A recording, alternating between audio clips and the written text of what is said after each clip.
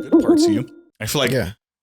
one of the most refreshing things, I don't know if I've ever told you this story, but when I first met you, one of the most refreshing things about you, and don't take this the wrong way, is you're kind of weird, man. You're like a weird guy. You're like strange. I guess strange is a better word. Strange, weird. But I've come to like appreciate that. You should appreciate it. I take weird and strange as like interesting and like I'm cool. glad because I meant it in a good way. Not in a weird way at all, right? I reserve those words for special like moments, but I really think you're like a bit strange and different, but it's kind of refreshing. And I think that's why I liked you.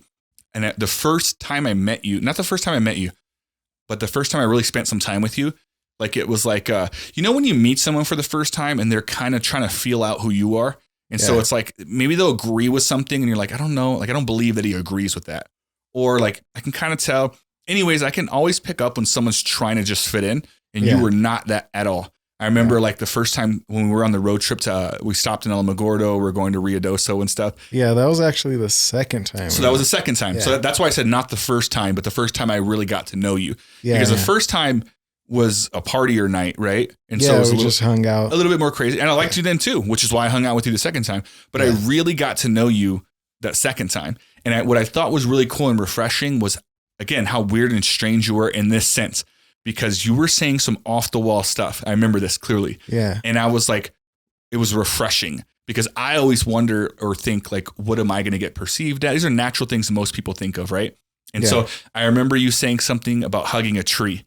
And the way you said it was so casual. And I'm going to ask about it. I'm going to ask you to elaborate on that in a second so people can know what I'm talking about. But you're in the back seat. And I think I said something. I don't remember the exact conversation. So if you do clear it up, but I remember saying something and you were like, have you tried like hugging a tree or something? Like you said that. I was like, and I laughed and I was like, what? Like, oh, like kind of think it was silly. And you're like, no, I'm serious. Like the energy you can get from hugging this tree. And you went off all about how it'd be super healthy if I hug trees more. And I remember thinking like, how cool is this guy that he does not really know me very well. And he's literally just telling me something that's really important to him that to most people would sound off the wall. And for whatever reason, you're like, this is who I am. This is what I'm into. This is how I feel. And you kind of just talked about it. Do you remember this moment?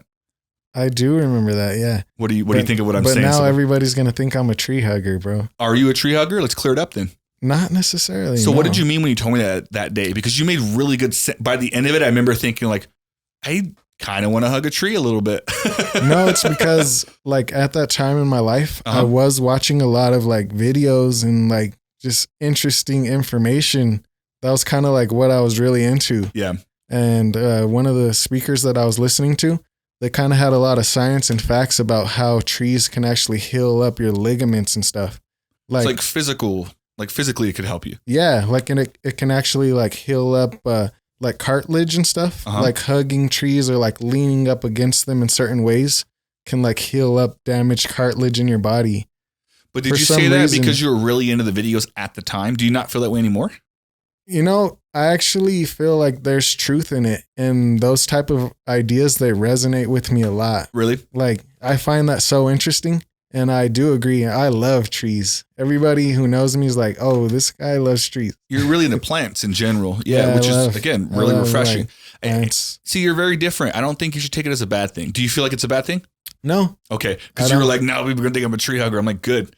Like, yeah, they're gonna label me now, maybe. Dude. I get what you're saying. Life is all about labels, and to most people that would be a weird thing. But in my version of weird and strange, which is what I told you, I actually think that's refreshing because I don't want to talk to someone that is.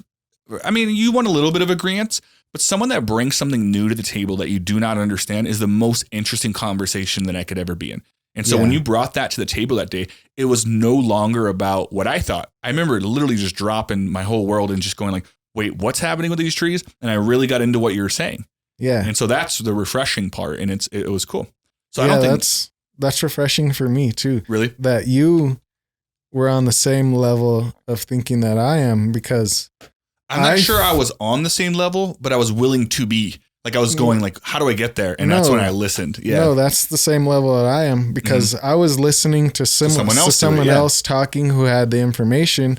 And I was thinking, I was like, what am I missing here? Like, whoa, I didn't know that trees had this type of energy, or like, I didn't know that this was a possibility, but it kind of was interesting to me. And I carried that forward and I was kind of like testing you because you were probably just joking around. You're like, oh, you're just a tree hugger. But I'm like, that sounds like something. Did I say that?